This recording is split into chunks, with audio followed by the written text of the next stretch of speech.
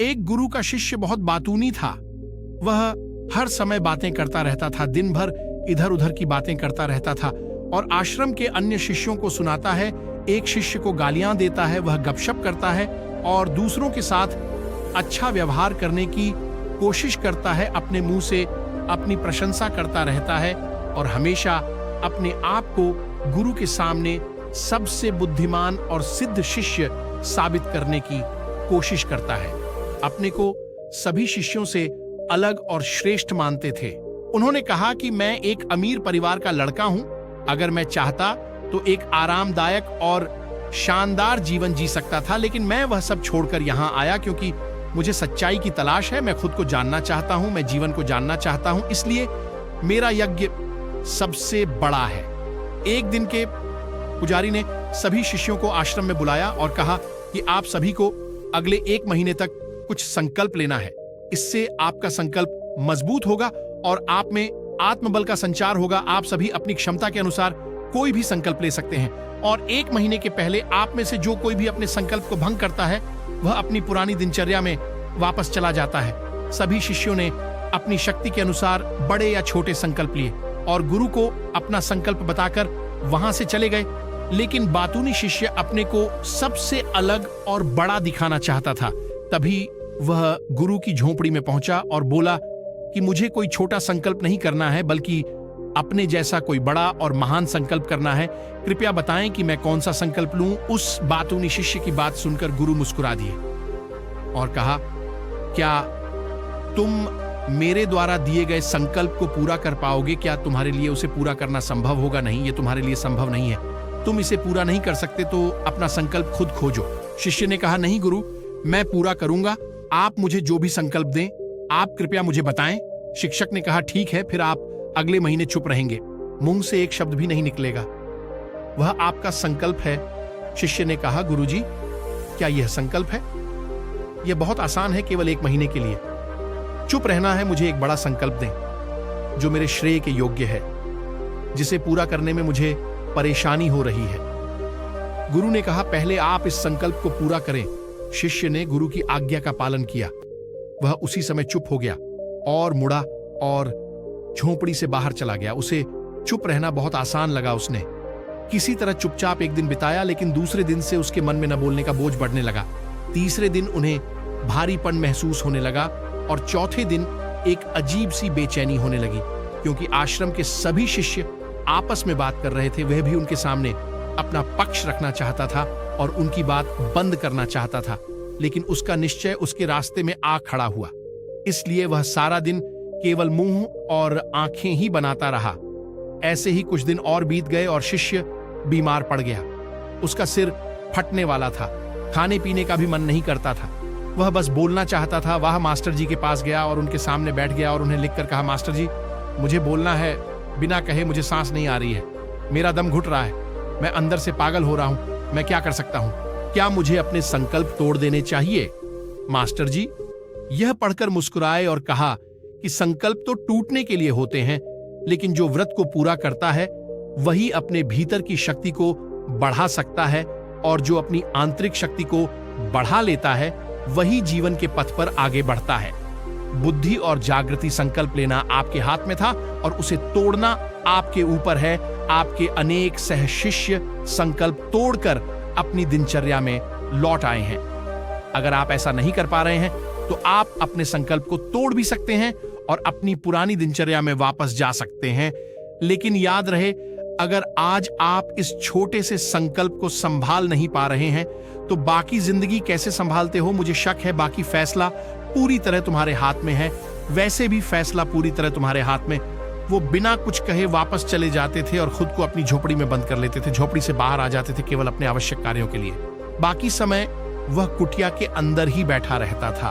15 दिन बीत चुके थे और आश्रम के सभी छात्रों का संकल्प लगभग टूट चुका था, लेकिन उस बातूनी शिष्य का संकल्प अभी भी चल ही रहा था कि प्रतिज्ञा लेने के बाद से वह एक शब्द भी नहीं बोला। पूरा आश्रम हैरान था कि इतना बोलने वाला आदमी चुप कैसे हो गया।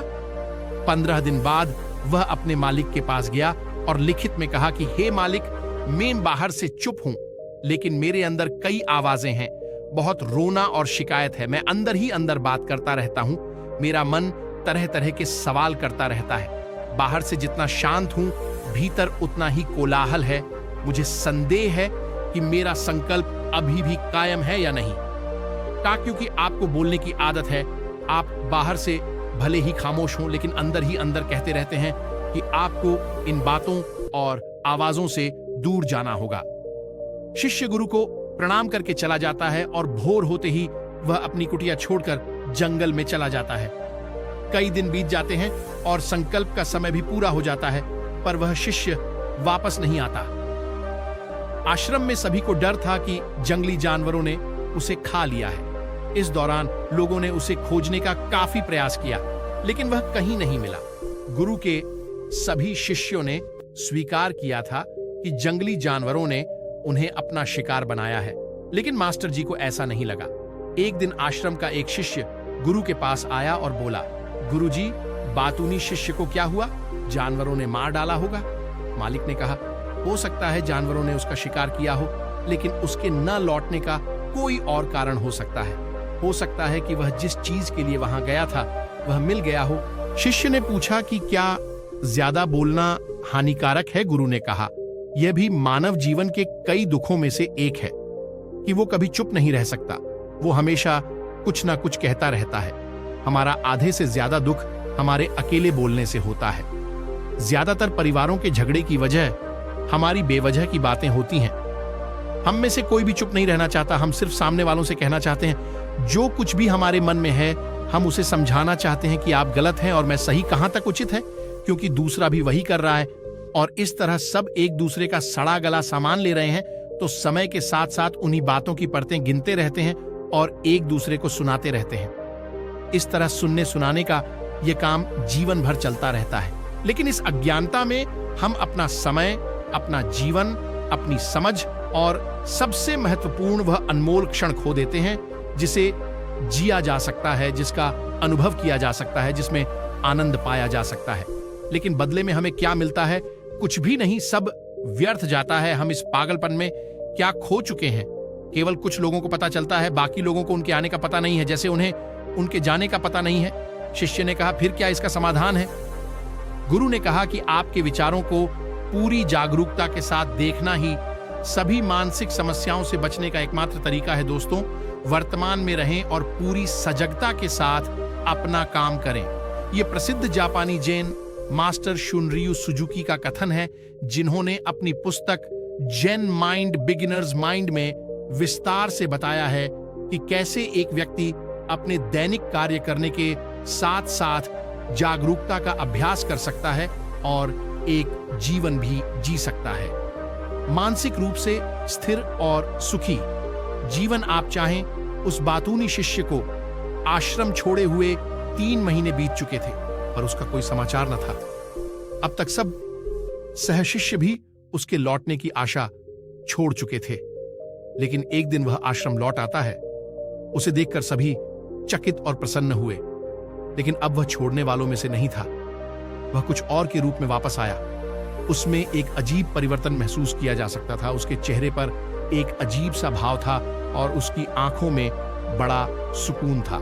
आश्रम में आते ही सभी शिष्यों ने उन्हें चारों ओर से घेर लिया और बात करने लगा। उसने अपने भाइयों से भी बात करना शुरू कर दिया। जितने भी शिष्य उससे बात करते थे, उन्हें लगता था कि वह पहले की तरह बड़बोले और बातूनी नहीं थे। उनके मुख से निकला एक एक शब्द बड़े ही मधुर और ध्यान से निकला। कुछ देर दूसरे शिष्यों से बातें करने के बाद वह गुरु के पास गया। उसने गुरु के पैर छुए और कहा, गुरुजी, क्या मैं अब भी चुप हूं? क्या मेरा संकल्प अभी भी जारी है? गुरु ने कुछ देर तक शिष्य की आंखों में गौर से देखा और कहा, हां, तुम अब भी चुप हो। आपके मुंह से एक भी शब्द नहीं निकल रहा है और आपका संकल्प अभी भी कायम है। इसीलिए मैं और गहरे जंगल में चला गया, होमे पे, कि मुझे वहां शांति मिलेगी और मेरे मन में चहकना कम हो जाएगा। लेकिन मैं जितना एकांत में गया, मेरे अंदर की आवाज तेज होती गई। मुझे अपने अंदर की पुरानी आवाजें सुनाई देने लगीं। तब मुझे एहसास हुआ कि मैं कितना गलत था जब मैं बुरा कहता था अपने परिवार के सदस्यों, दोस्तों और सह शिष्यों को बातें। इसलिए उस समय मैंने सोचा कि मैं सही था। जब मैं गुरु भाइयों की चुगली करता था और उनका मजाक उड़ाता था, तब भी मुझे लगता था कि मैं उनसे बेहतर हूं और मैं सही कर रहा है। लेकिन उस दिन मुझे पहली बार लगा कि मैं कितना गलत हूं। बहुत देर तक ये आवाजें, ये शिकायतें मेरे अंदर चलती रहीं, लेकिन धीरे धीरे मेरे अंदर से ये सारी आवाज चली गई। अब मैं अंदर से भी खामोश हूं। उस घने जंगल में बाहर से बोलने वाला कोई नहीं था और भीतर कोई आवाज नहीं बची थी। उस दिन पहली बार मुझे मौन का सही अर्थ समझ में आया। कितनी शांति थी मेरे आसपास। हालांकि अभी भी कुछ आवाजें थीं जो पहले आती थीं, लेकिन मैं उन्हें नहीं सुन सकता था। लेकिन अब मैं उन सभी आवाजों को स्पष्ट रूप से सुन सकता था, जो हवा की आवाज, पक्षियों के चहकने की आवाज, बहते पानी की आवाज, भौरों की गुनगुनाहट की आवाज मैंने पहली बार पूरे होश में सुनी। मैंने अपने आसपास इतनी शांति कभी महसूस नहीं की। आप पहली बार हैं जब मैंने शांति भंग करने के लिए अपने मुंह से एक शब्द निकाला है। मैं चिल्लाया हूं, हे भगवान, ये किस प्रकार की शांति है? सब कुछ इतना शांत क्यों है? क्या हुआ? लेकिन मेरे चिल्लाने पर भी कि शांति भंग नहीं हुई। सब कुछ वैसा ही है जैसा बाहर पहले भी सन्नाटा था और अंदर भी। हे मालिक, मैंने अपने गुरु भाइयों से बात की, मैंने आपसे बात की। मैं बोल रहा हूं, मैं चल रहा हूं, मैं सब कुछ देख रहा हूं, लेकिन मैं अंदर से बिल्कुल अकेला हूं। मैं चुप हूं। भीड़ में भी हूं, मैं अकेला हूं और अंदर से अकेला हूं। मैं तब भी अकेला हूं जब मैं अपने आप में शोर मचाना चाहता हूं। अब सब कुछ दिखाई देता है, सब कुछ सुना जाता है। गुरु ने कहा, जब तक बाहर बातें करते रहेंगे भीतर अशांति होगी। जिस दिन हम अपने भीतर की ओर मुड़ेंगे तो हमारे मुंह से जो भी निकलेगा, हम शांत रहेंगे। दुनिया में जितनी भी बुराइयां हैं वे ज्यादातर हमारे बोलने से ही पैदा होती हैं, क्योंकि हम चुप नहीं रहना चाहते। हम जरूरत से ज्यादा बात करते हैं। हम दूसरे व्यक्ति की बात नहीं सुनना चाहते हैं, बल्कि चाहते हैं कि वह बात करना बंद कर दे। हम उसे बताना चाहते हैं कि मैं कौन हूं। हम उसे अपनी सारी क्षमताएं दिखाना चाहते हैं। बस यही हमारे जीवन का उद्देश्य रह जाता है। कभी एक दूसरे को सुनना नहीं चाहते, समझना नहीं चाहते। उन्होंने कभी चुप रहना नहीं सीखा, क्योंकि खामोश रहने से ही वो खुद को छोटा महसूस करते हैं। दुनिया के सारे युद्धों की वजह हमारी ही बोलती है। इसलिए हमें उतना ही बोलना चाहिए जितना जरूरी हो, क्योंकि बेकार की बातें करने से ऊर्जा बर्बाद होती है और बोलने से हम कभी अंदर की ओर नहीं मुड़ते, क्योंकि वो हमें बाहर की ओर खींचती रहती है। और क्या क्या इस दुनिया के अलावा कोई बाहर है? लेकिन अगर हम अपने भीतर की दुनिया की ओर मुड़ना चाहते हैं तो इस मुंह को बंद रखना चाहिए।